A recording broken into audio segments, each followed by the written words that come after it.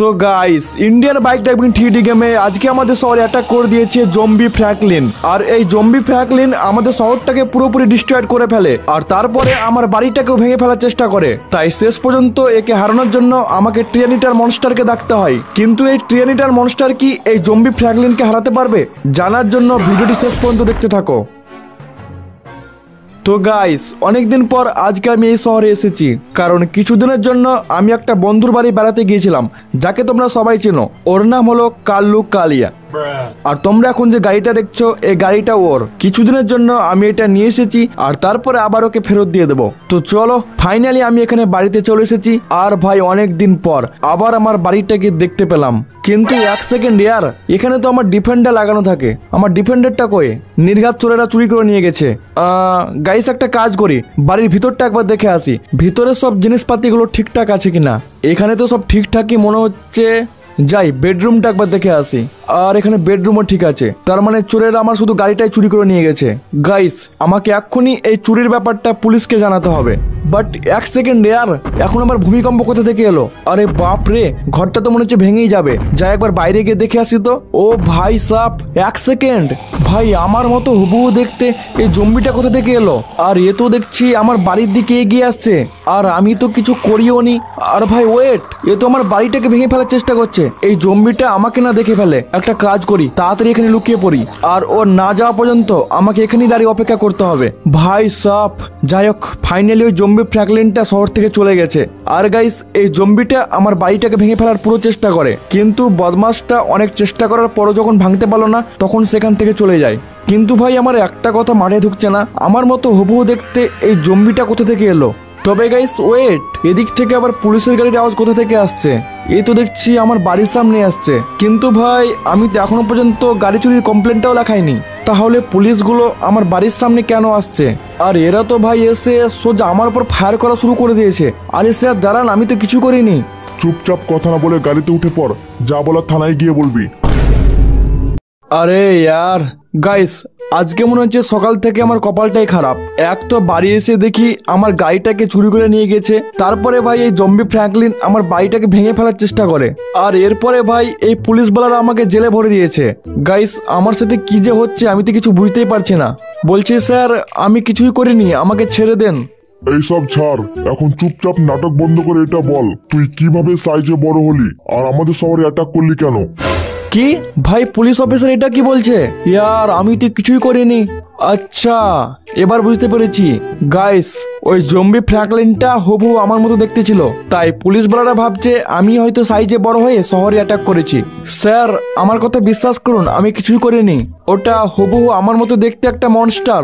আচ্ছা, তাহলে তুই এইভাবে বলবি না, তাহলে তুই জেলে পড়ে পড়ে পচ। তোকে কখনোই জেল থেকে ছাড়া হবে না, নাহলে তুই আবার বের হয়ে আমাদের শহরটাকে ধ্বংস করে ফেলবি। স্যার, আমি সত্যি বলছি, এই ব্যাপারে আমি কিছুই জানি না। আর ওই মনস্টার তো আমার বাড়িটাকে ভেঙে ফেলার চেষ্টা করে, কিন্তু ভাগ্যক্রমে আমার বাড়িটা বেঁচে যায়। চল ঠিক আছে, তুই যখন এত করে বলছিস, তাহলে তোর হাতে মাত্র 24 ঘন্টা টাইম দেওয়া হলো। এই 24 ঘন্টার মধ্যে তোকে এই মনস্টারটাকে মেরে ফেলতে হবে, আর যদি তুই এটা না করতে পারিস, তাহলে মনে রাখিস সারা জীবন জেলে পচে মরবি। আচ্ছা ঠিক আছে স্যার, আপনারা আমাকে জেল থেকে বের করে দিন। ওপস গাইস, ফাইনালি আমি জেল থেকে ছাড়া পেয়ে গেছি। তবে তোমরা যেমনটা শুনলে, আমার হাতে মাত্র 24 ঘন্টার টাইম রয়েছে। এই 24 ঘন্টার মধ্যেই আমাকে ওই বদমাস জম্বি ফ্র্যাঙ্কলিনটাকে খুঁজে বের করতে হবে, আর তারপর ওকে মেরে ফেলতে হবে। আর যদি আমি এমনটা না করতে পারি, তাহলে আমাকে সারা জীবন জেলে পচে মরতে হবে। এটা ছাড়া গাইস আমার কাছে কোনো উপায় ছিল না। তবে কোনো ব্যাপার না, এখন যেহেতু আমি জেল থেকে বেরিয়ে পড়েছি, তবে যেভাবেই হোক এখন আমাকে ওই মনস্টারটাকে খুঁজে বের করতেই হবে। আর তোমরা যদি ভিডিওটা একটা করে লাইক করে দাও, তাহলে এই চ্যালেঞ্জটা আমার জন্য আরও সহজ হয়ে যাবে, কারণ তোমাদের লাইকের পাওয়ার অনেক। আর যারা যারা তোমরা আমার ভিডিও দেখো কিন্তু এখনো পর্যন্ত চ্যানেলটা সাবস্ক্রাইব করোনি, তোমরা কি করছো ইয়ার? এইরকম মজাদার গেম প্লে ভিডিও দেখার জন্য এখনই চ্যানেলটা সাবস্ক্রাইব করে নাও। আর গাইস, সাবস্ক্রাইব করার পর পাশে থাকা বেল আইকনটা অবশ্যই মনে করে অলে প্রেস করে দেবে। তবে গাইস, এখন এই মনস্টারটাকে কোথায় খুঁজে পাওয়া যাবে? একটা কাজ করি, জুরাসিক পার্ক থেকে একবার দেখে আসি, কারণ গাইস এর আগেও আমাদের শহরে যতগুলো মনস্টার অ্যাটাক করেছে তাদের সবার বাসস্থান ছিল জুরাসিক পার্ক। তাই আমার পুরো বিশ্বাস আছে এই মনস্টারটাও জুরাসিক পার্কেই থাকবে। আর গাইস, এই কাজটা করার সময় আমাকে একটু সাবধান থাকতে হবে। এই মনস্টারটা আমাদের শহরটাকে পুরো ডিস্ট্রয় করার পর আমার বাড়িটাকে ভেঙে ফেলার চেষ্টা করছিল। হয়তো এই মনস্টারের সাথে আমার কোনো শত্রুতা আছে। তো ওয়েল গাইস, আমি এখানে জুরাসিক পার্কের ভিতরে এন্ট্রি নিয়ে নিয়েছি। আর এখন আমাকে এই জঙ্গলটার একটু ভিতরে যেতে হবে, তারপরেই ওই মনস্টারটা দেখা পেতে পারি।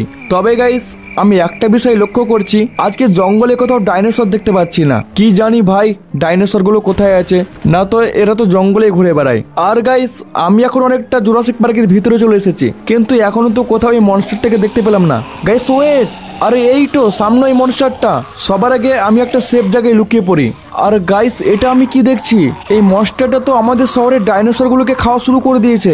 এখানে 1 মিনিটও থাকা আমার আর ঠিক হবে না, তাড়াতাড়ি এখান থেকে কেটে পড়ি, না হলে হয়তো এই মনস্টারটা আমাকেও খেয়ে ফেলবে।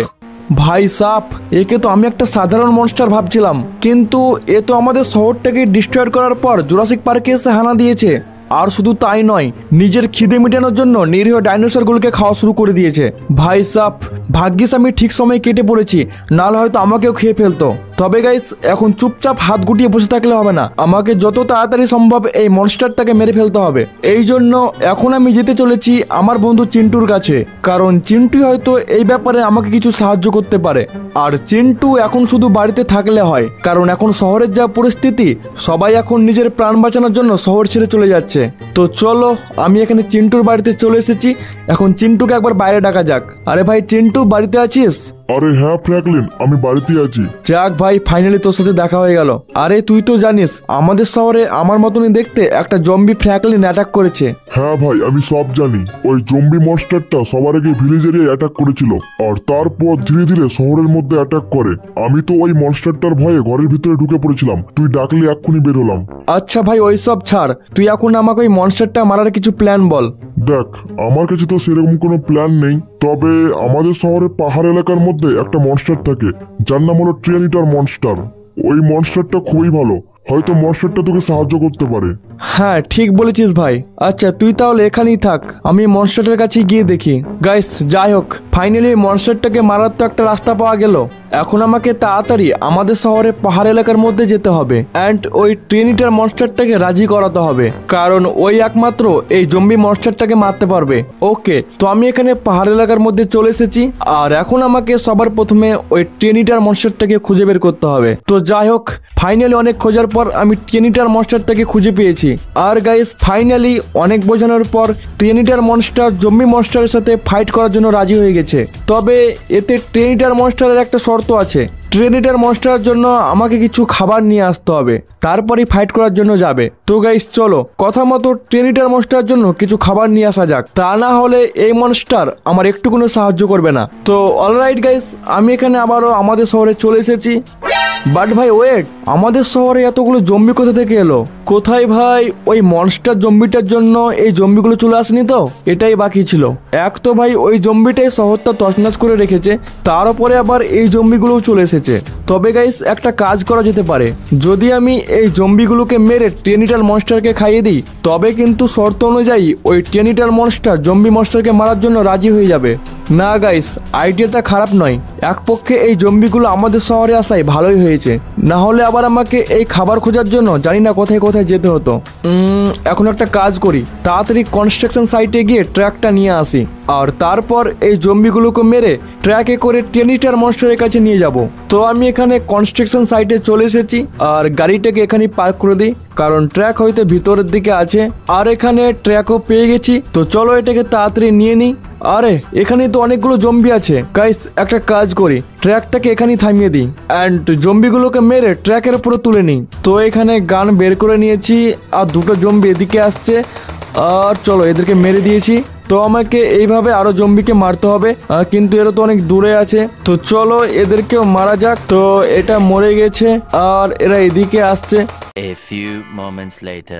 ওকে, তো ফাইনালি আমি অনেকগুলো জম্বিকে মেরে ট্র্যাকের উপরে তুলে নিয়েছি, আর এখন আমি যাচ্ছি ট্রেনিটার মনস্টারের কাছে, কারণ এই জম্বিগুলোকে এখন ওকে খাওয়াতে হবে। অ্যান্ড আমি এখানে সব জম্বিগুলোকে ট্রেনিটার মনস্টারের সামনে রেখে দিয়েছি, অ্যান্ড মনস্টার এই জম্বিগুলোকে খাওয়ার জন্য রেডি হচ্ছে, আর এখানে খেয়ে ফেলেছে। তো চলো, আমি তো শর্ত পূরণ করে দিলাম, এখন ট্রেনিটার মনস্টার আমার সাথে যাওয়ার জন্য রাজি হয়ে গেছে। আর গাইস এখন হবে ট্রেনিটার মনস্টারের সাথে জম্বি ফ্র্যাঙ্কলিনের একটা ভয়ানক লড়াই। অ্যান্ড তোমরা এখানে দেখতেই পাচ্ছ ট্রিনিটার মনস্টারের সামনে চলে এসেছে জম্বি ফ্র্যাঙ্কলিন। জানি না গাইস এই লড়াই কে জিতবে, বাকি আমার তো মনে হচ্ছে ট্রিনিটার মনস্টারই জিতবে। এখানে ট্রিনিটার মনস্টারও জম্বি ফ্র্যাঙ্কলিনকে খাওয়ার জন্য রেডি হচ্ছে, যে কোনো সময় খেতে পারে। আর ভাই এটা কি ভাই, ট্রিনিটার মনস্টার তো জম্বি ফ্র্যাঙ্কলিনকে একেবারে গিলে নিল। আর এটা দেখে তোমরা বুঝতেই পারছো ট্রিনিটার মনস্টার কতটা ভয়ঙ্কর। তো আজকের ভিডিওটা এই পর্যন্তই ছিল। ভিডিওটা কেমন হয়েছে অবশ্যই কমেন্টে জানাবে। দেখা হচ্ছে একটা পরের ভিডিওতে।